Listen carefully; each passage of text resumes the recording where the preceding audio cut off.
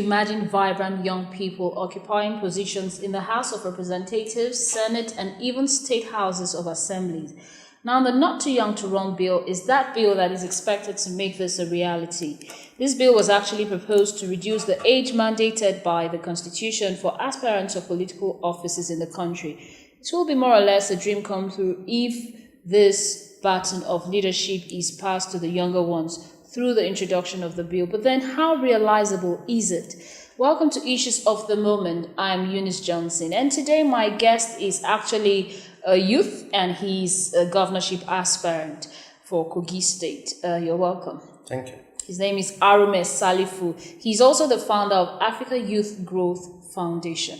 So as it is, you're a youth. I am. And speaking of the Not Too Young to Run bill, first of all, how realistic is it, especially in a terrain like Nigeria? It is realistic to the extent that the leaders and the policymakers allows it, to be realistic. Ultimately, we all know the extent of work that has gone into the Not Too Young to Run bill from the point of initiation, both in the House of Reps and the Senate, and then subsequent submission to the State Houses of Assembly.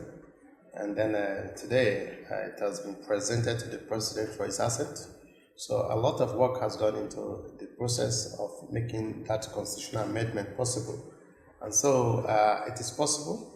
As we speak, we are just waiting for Mr. President to assent to the bill to make it an act. And Nigerian young people will begin to take full advantage of that opportunity to express their desire to lead and manage the affairs of the country, the issues that bother them. They'll be able to directly participate and get involved, in those issues. Okay. So it's actually possible. Yes, but then apart from it being realistic or not, what is your own reaction to this bill, the proposal of this bill, and everything that the bill itself entails? What's your reaction? Yes, my reaction is that it is a good, it is really timely, it is progressive, and it is, of course, consistent with natural justice, equity, and fairness. You take, for instance, a situation where the age limit for voters is 18, and then at 18 you can vote, but you cannot be voted for. I mean, it amounts to fallacy of composition, that someone can actually vote for somebody, and yet you cannot be voted for. So it is a total contradiction. And so it is timely. It is actually well overdue. It is apt, actually. It is apt. So you're saying if one could vote, then definitely you should also be able to be voted for. It's tit for tat. Of course. Okay. Speaking of the yearnings of the youth for this bill, first of all, do you think that they are actually ready for this? If eventually the president assents to the bill, do you see the youth as ready enough for this? In fact, it will amaze you to know that indeed we have never had young people being prepared for leadership, in this country like we have today. Young people have never been this prepared for leadership. If you look at the history of this country, there was a time that the people managing the affairs of this country were all under 30, from president to the ministers, the military chiefs were all under 30. The examples are bound for us to look at. Some of them are still living. General Kubu Gowon, General Ibrahim Badamasi, Babangida, General Olusegun Obasanjo,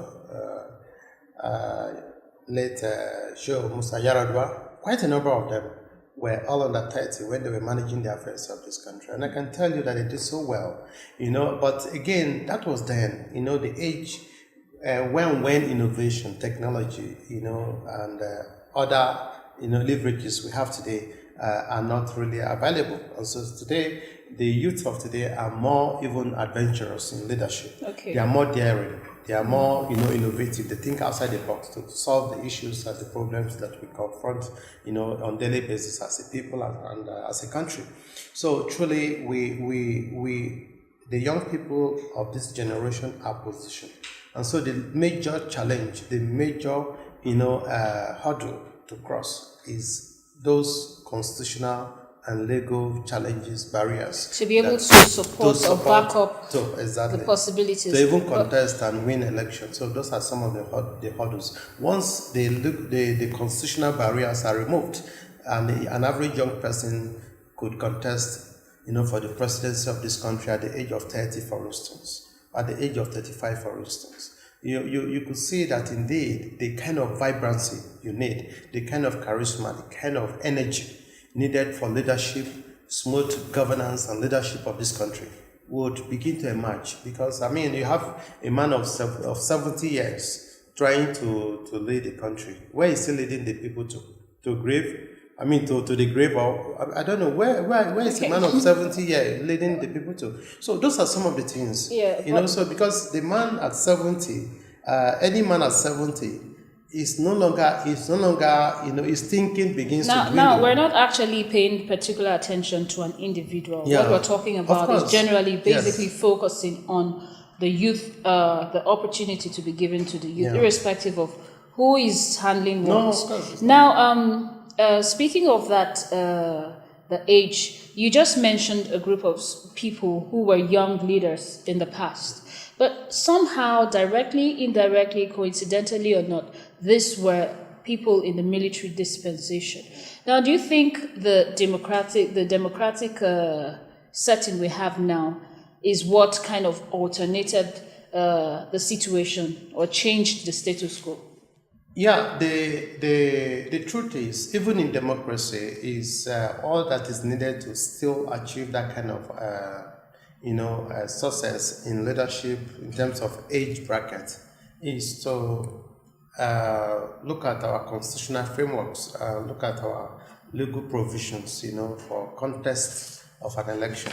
And that is the essence of not too young to run bill, to reduce, the age limit for those that actually would want to contest the elections. So that is a democratic and constitutional way of equally, meeting up with what happened bringing in the to military. Bear the possibilities of this what taking happened place in the now. military era. So it's possible, and we are now in democracy, and so it's possible under democratic system, but it has to be done through constitutional, legal, and institutional, arrangements.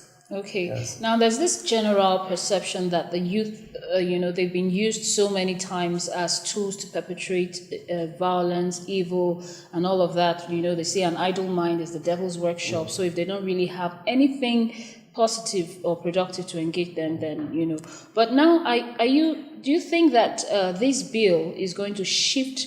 Like, if it eventually comes to play and everything is put in place, would it shift that perception? I won't call it an erring perception, but would it change the narrative, or it would just add a bit to it? Yeah, you see, the issue of young people being used as thugs and agents of ballot box, snatching and killing and destructions during elections is something that is often orchestrated by the political elites, the older, politicians who really simply gather these young people, use them for their personal, selfish electoral interest, and at the end dump them after the elections, And that has been happening since the beginning of democracy in this country.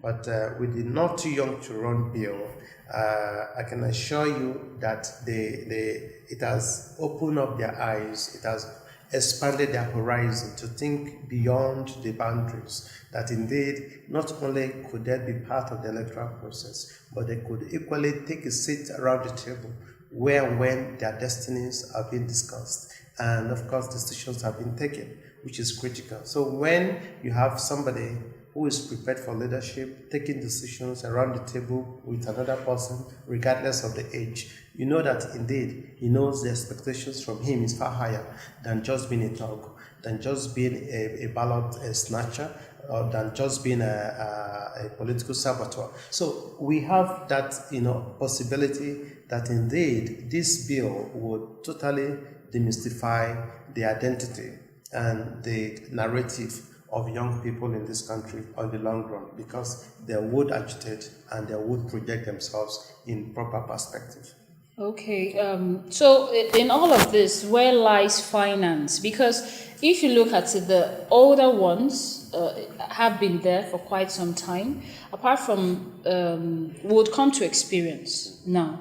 But then where lies finance? Do you think that the young ones have the capability financially to pursue this if eventually it comes to play? Yeah, I would say yes. And the reason for that is very simple. You see, I understand that politics in this part of the world is quite expensive, it's capital intensive, and so you have to really make sure that you have the resources to mobilize a critical mass of voters and supporters to be able to vote for you on the day of election. Not just to vote for you, even to win the primary first, and then to think of voting for you during the general election. So it's a lot of spending that you have to do. But I know if you look at what happens in the developed world, like America, like Britain, you see people, coming out to even donate money, donate one or two, resources to make sure they support your candidacy if they believe in your ideology and in your vision. Because you see, politics in that side is purely driven by vision, ideology, and of course issues, not based on sentiment of tribe, religion, or even any other primordial or sentimental objective.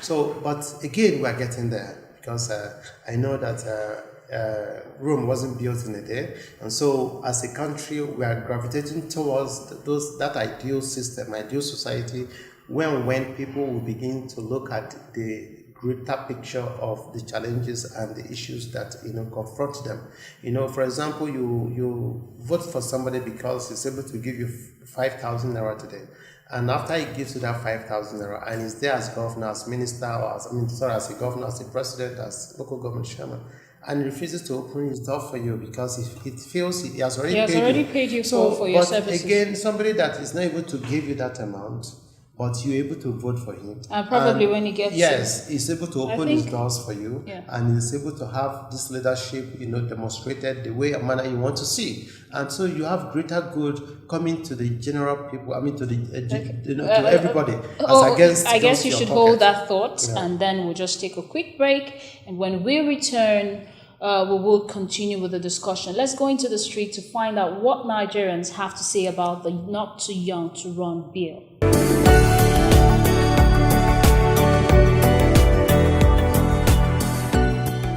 We prefer the youth too, because the old ones, they have been doing it. Their bones is weak, but we want people that have fresh bone, they have fresh blood. They can do something new. The youths are not ready. One, they need experience. Two, they need commitment before they can assume leadership in this country. Don't just wake up overnight and say you're good to do this.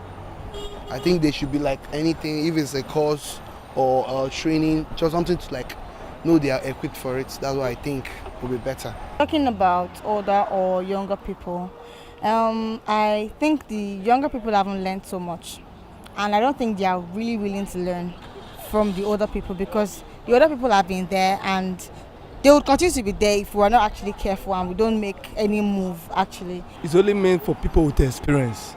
Some people prefer the youth, some prefer the elderly person. But I prefer the man with the courage, the man that has the bone. Because even the youth, how many of them are into politics? You find out that when you go to Russia, you find out that only the people that are old are into politics. I will prefer younger person. A younger person will have the energy. A younger person will know the problem of the youth. And a younger person will not like to fail because he still have a long way to go. An older person is not bad, but considering what Nigeria is going through right now, we would prefer more like a younger person. They are more agile. I'll go for a younger person.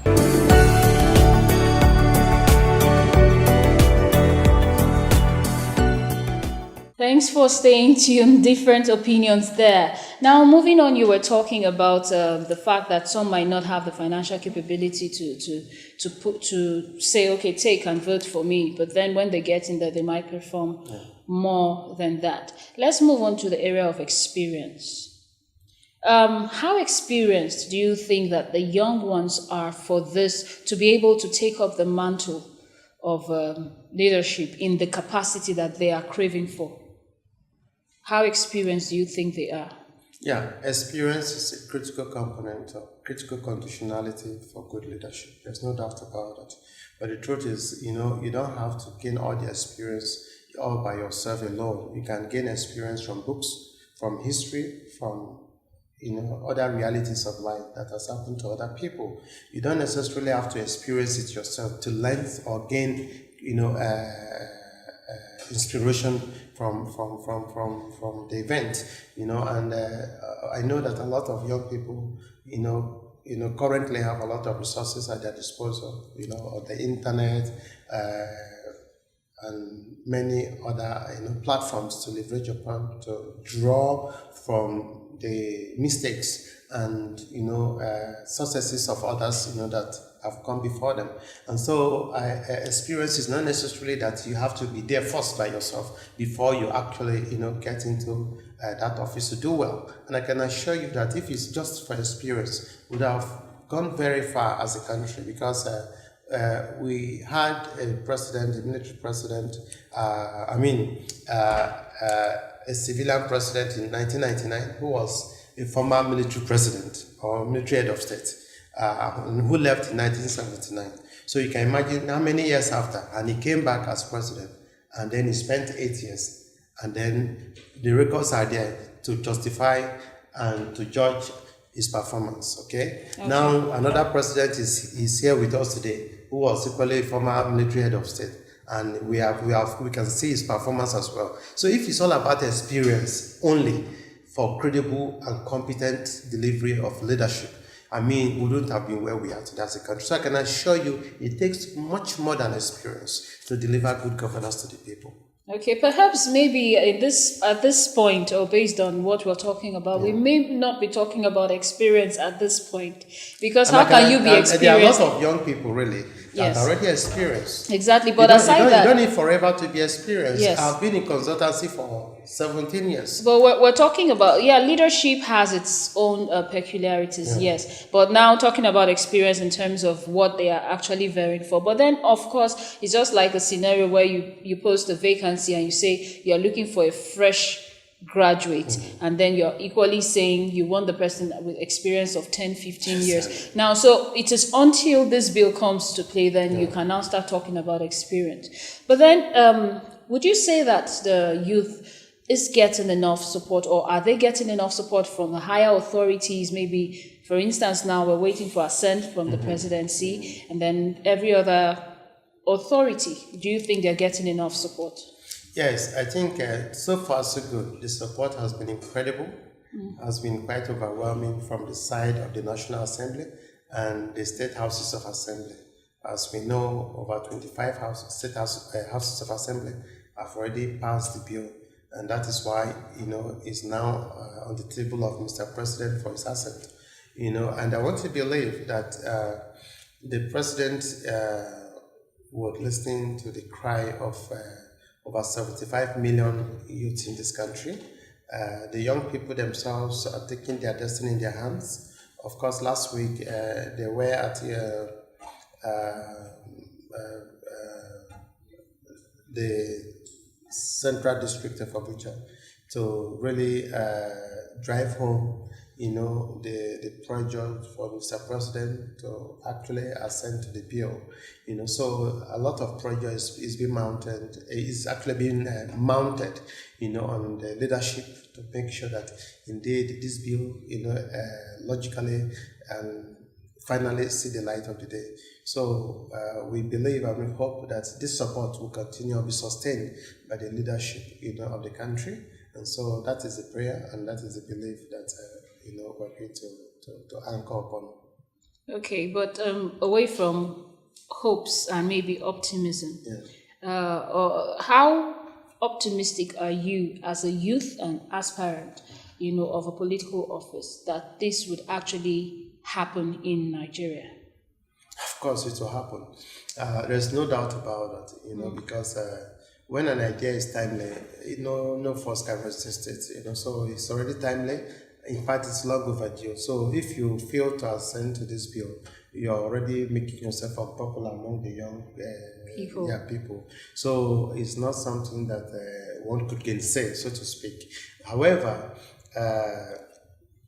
even a lot of young people don't necessarily even need to wait for this bill to be able to aspire for specific or certain political offices. For example, I don't need this bill to contest for governorship of the state because I'm well over 35. You understand? And so I don't need this bill to contest this election.